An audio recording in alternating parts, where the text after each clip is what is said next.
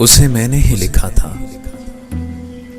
उसे मैंने ही लिखा था कि लहजे बर्फ हो जाएं तो फिर पिघला नहीं करते, परिंदे डर के उड़ जाएं तो फिर लौटा नहीं करते।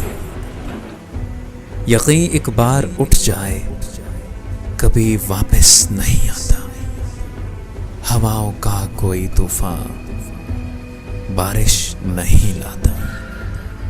उसे मैंने ही लिखा था जो शीशा टूट जाए तो कभी फिर जुड़ नहीं पाता, जो रास्ते से भटक जाए वो वापस मुड़ नहीं पाता।